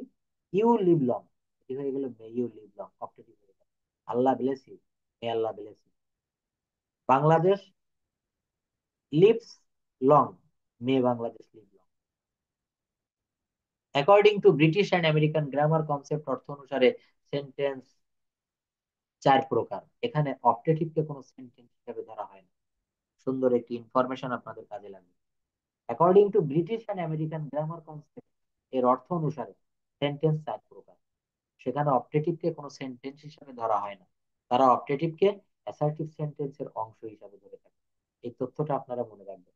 According to British and American grammar concept, এর অর্থ অনুসারে সেন্টেন্স চার প্রকার। সেখানে অপটেটিভ সেন্টেন্সটাকে তারা কোনো সেন্টেন্স হিসাবে ধরে না। কেন সেন্টেন্স হিসাবে ধরে না? কারণ এই সেন্টেন্সটা দেখেন অ্যাসার্টিভ সেন্টেন্স দিয়েই কিন্তু অপটেটিভ তৈরি করা হয়। May you, you live long, পরবর্তীতে রয়েছে may you live long. Allah bless you, may Allah bless you. অর্থাৎ এই অ্যাসার্টিভকেই তারা কিন্তু অপটেটিভ বলে যাচ্ছে। এই জন্য আমরা যেমন এখানে বলছি অর্থ অনুসারে সেন্টেন্স পাঁচ প্রকার, ব্রিটিশ অ্যান্ড আমেরিকান কিন্তু এখানে গ্রামার বইতে দেখা যাচ্ছে যে দেয়ার আর ফোর কাইন্ডস অফ সেন্টেন্স, চার প্রকার সেন্টেন্স। এক্সক্লামেটরি সেন্টেন্স, বিস্ময়বোধক বাক্য। An exclamatory sentence is a sentence which expresses a sudden emotion or strong feelings of the human mind. অর্থাৎ মানুষের মনের হঠাৎ সুখ দুঃখ আনন্দ বেদনা ইত্যাদি প্রকাশ করে যে বাক্যের দ্বারা, সেই বাক্যগুলি হচ্ছে এক্সক্লামেটরি সেন্টেন্স। এই বাক্যগুলি কোন সেন্টেন্স বলেন তো? Exclamatory sentence. এখান থেকে কিন্তু আপনাদের হোম টাস্ক দিব, এগুলো আপনারা বাড়ি থেকে করবেন। কিভাবে করবেন? অ্যাসার্টিভ, ইন্টারোগেটিভ, ইম্পারেটিভ, অবজেক্টিভ এবং এক্সক্লামেটরি প্রত্যেকটা সেন্টেন্সের 10টি করে সেন্টেন্স আপনারা লিখবেন। লিখে আমার হোয়াটসঅ্যাপে পাঠাবেন। আপনারা প্রত্যেকে পাঠাবেন। 5-10 জন পাঠান দেখছি, আর কেউ পাঠান না, এটা কিন্তু ঠিক না। 10টা করে সেন্টেন্স লিখবেন। এক্সক্লামেটরি 10টা, অ্যাসার্টিভ 10টা, অবজেক্টিভ 10টা। অনেক কাজ দেবে দেখবেন। যে সেন্টেন্সে বক্তার মনের আকস্মিক মনের ভাব, সুখ দুঃখ রাগ আবেগ ইত্যাদি সক্রিয়ভাবে প্রকাশ পায়, তাকে এক্সক্লামেটরি সেন্টেন্স, তাকে কি বলে? এক্সক্লামেটরি সেন্টেন্স বলে। এক্সক্লামেটরি সেন্টেন্স গঠনের 3টি স্ট্রাকচার ব্যবহৃত হয়। Hurray, alas, fie, hush plus assertive sentence. Number 2, what, how plus adjective plus noun plus subject plus verb. এখানে কিন্তু এক্সক্লামেশন মার্ক দিতে হবে। Number 3, subject plus verb plus extension. একটা হচ্ছে অ্যাসার্টিভ সেন্টেন্সের স্ট্রাকচার, যখন কোনো অ্যাসার্টিভ সেন্টেন্স হঠাৎ করে কোনো এক্সপ্রেশন দেয় অথবা আকস্মিক ভাব প্রকাশ করে তখন সেটি এক্সক্লামেটরি হতে পারে। কিভাবে হতে পারে? We have won the match. We have won the match, ভালো করে খেয়াল করেন, আমি একটু মার্ক করে দিই দেখেন। এখানে কি লিখলাম? We have won the match, কিন্তু এর প্রথমে আমি একটা হুররে, হুররে লেখা একটা এক্সক্লামেশন মার্ক দিলাম। Hurray, we have won the match, কি মজা আমরা খেলায় জিতেছি। তো এখানে বলছে যে একটা হচ্ছে অ্যাসার্টিভ সেন্টেন্সের স্ট্রাকচার, যখন কোনো অ্যাসার্টিভ সেন্টেন্স হঠাৎ মনের কোনো এক্সপ্রেশন দেয়, আকস্মিক একটা ভাব, কি মজা আমরা খেলায় জিতেছি, hurray, we have won the game. এই we have won the game, এটি কিন্তু প্রেজেন্ট পারফেক্ট। আপনাদেরকে আমি টেন্স পড়িয়েছি, নিশ্চয়ই সবার মনে আছে। তো এই প্রেজেন্ট পারফেক্ট টেন্সের বাম পাশে শুরুতেই আমি একটা এক্সক্লামেশন, একটা ওয়ার্ড বসিয়ে দিলাম, হুররে। তো এই সেন্টেন্সটা টোটাল কিন্তু এক্সক্লামেটরি সেন্টেন্স হয়ে গেল। তাই এখানে সে কথাটা বলছে যে এক্সক্লামেটরি সেন্টেন্স অ্যাসার্টিভ সেন্টেন্সের মতো। এই যে এখানে একটা স্ট্রাকচার লিখেছে, subject plus verb plus fie, you are so bad, see, তুমি এত মন্দ, what a beautiful bird it is, what a beautiful bird it is, how happy you are, how beautiful the land is. এখন আমরা দেখব যে গঠন অনুসারে according to structure sentence three, অর্থাৎ এই তিন প্রকার যে স্ট্রাকচার, সেগুলো আমরা একটু দেখবো এখানে। তিন প্রকার কি? গঠন অনুসারে। আমরা অর্থ অনুসারে আলোচনা করেছি, এবার গঠন অনুসারে দেখব। সেগুলো হচ্ছে simple sentence, compound sentence sentence এবং কমপ্লেক্স। Simple, compound, complex. সরল বাক্য, যৌগিক বাক্য এবং জটিল বাক্য। আমরা অর্থ অনুসারে সেন্টেন্স পেলাম পাঁচ প্রকার, আর গঠন অনুসারে সেন্টেন্স পেলাম তিন প্রকার। মোট এই আট প্রকার সেন্টেন্স আমাদের কিন্তু একেবারে খুব ঠুটস্থ করে রাখতে হবে। এই সেন্টেন্স গুলো আপনারা যত বেশি ভালো করে নিতে পারবেন, যত সুন্দর করে বুঝতে পারবেন। এখানে আমি অনেক অজানা তথ্য দিয়েছি এই পাঁচ প্রকার সেন্টেন্স পড়াতে গিয়ে, সব তথ্যগুলো কিন্তু আপনারা মনে রাখবেন। প্রত্যেকটা সেন্টেন্স বিভিন্ন ভাবে গঠন হতে পারে। অ্যাসার্টিভ সেন্টেন্স কয়ভাবে হতে পারে, ইন্টারোগেটিভ সেন্টেন্স কতভাবে হতে পারে, প্রত্যেকটা বিষয় ইনস অ্যান্ড আউটস আপনারা কিন্তু ভালোভাবে জেনে রাখবেন। পরবর্তী ক্লাসে সিম্পল, কম্পাউন্ড, কমপ্লেক্স অর্থাৎ গঠনগতভাবে সেন্টেন্স যে তিন প্রকার, এগুলা নিয়ে আমরা। এবং আজকে আমি যে বিষয়গুলো আপনাদের পড়ালাম, এখানে কারো কোনো কোশ্চেন আছে? কেউ কিছু বলবেন? একটু রেইজ হ্যান্ড প্রেস করবেন, সবাই একযোগে কথা বলে উঠবেন না প্লিজ।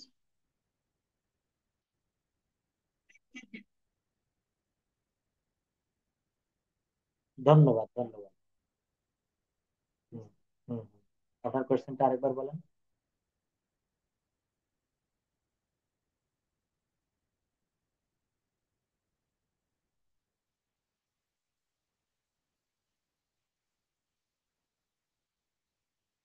অবশ্যই, অবশ্যই, থ্যাংক ইউ। দেখেন এখানে আমি একটা বাক্য লিখি, এখানে আমি একটা বাক্য লিখলাম, যেমন I eat rice, I eat rice, আর I see E, I eat rice. তো এখানে আমি একটি নেগেটিভ করব, এই বাক্যটা কিভাবে করব? I eat rice, I don't eat rice, I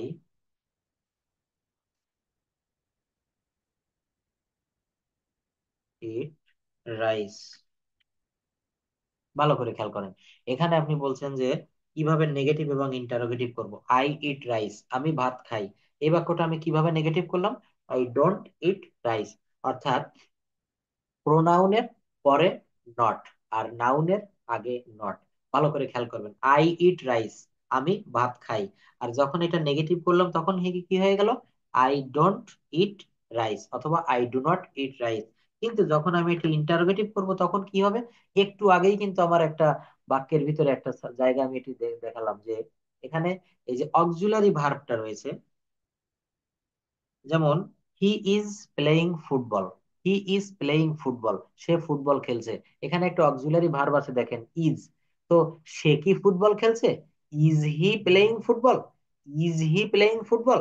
এখানে অক্সিলারি ভার্বটা আগে আনলেই কিন্তু আমার বাক্যটা ইন্টারোগেটিভ হয়ে গেল। কিন্তু যেখানে আমার ইন্টারোগেটিভ মানে অক্সিলারি ভার্ব থাকবে না, সেখানে আমি কি করব? সেখানে আমাকে ডু বা ডাজ আনতে হবে। যেমন I eat rice, I don't eat rice. আর এখানে কি করতে হবে? Do I eat rice.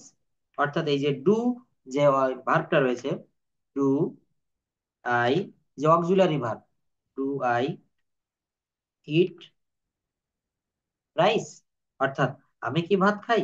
আর তারপর কি করব, নেগেটিভ ইন্টারোগেটিভ কি হবে? Don't I eat rice.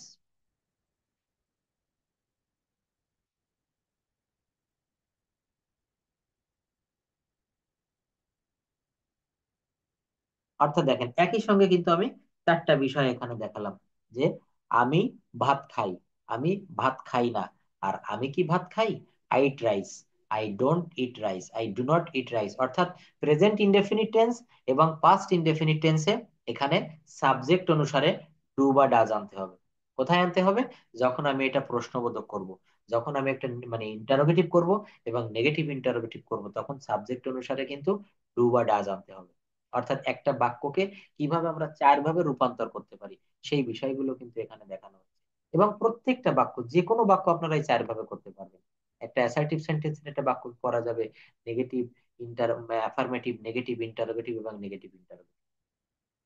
এবং এই বিষয়গুলো নিয়ে দেখবেন, আমি তো সেই বেসিক ক্লাসগুলো স্যার আমাকে দিয়েছে, আমার কাজই তো আপনাদের এই বেসিক বিষয়টা দেখানো। তো এই বেসিক বিষয়গুলো আপনারা দেখবেন। আর অ্যাডভান্স ক্লাসগুলো আপনারা স্যার তো আপনাদের 3 দিন 4 দিন করে অ্যাডভান্স ক্লাসগুলো, বিশেষ করে যারা আইএলটিএস প্রিপারেশন নিচ্ছেন তাদের জন্য স্যার অ্যাডভান্স ক্লাস নিচ্ছেন। আর সবার জন্য একটা বড় সুসংবাদ হচ্ছে, স্যার যে বইটা লিখেছেন, আপনারা যে পিডিএফ গুলো পাচ্ছেন, একত্রে সবগুলো পিডিএফ একসঙ্গে দিয়ে স্যার সুন্দর করে একটা বই লিখেছে, স্পিক ইংলিশ উইথ সোনামুখ। এবং এই বইটা আপনারা যারা নিয়েছেন তারা পড়ে দেখবেন, এত সহজ সরল সাবলীল ভাষায় আমি ইংলিশ গ্রামার আর দেখিনি। আর যারা বইটি নিতে চান, তারা স্যারের নাম্বারে হোয়াটসঅ্যাপে বা আমার হোয়াটসঅ্যাপ নাম্বারে একটু নক করে জানাবেন please. That's all for today. See you in the next class. Take care of your health. Thank you everyone.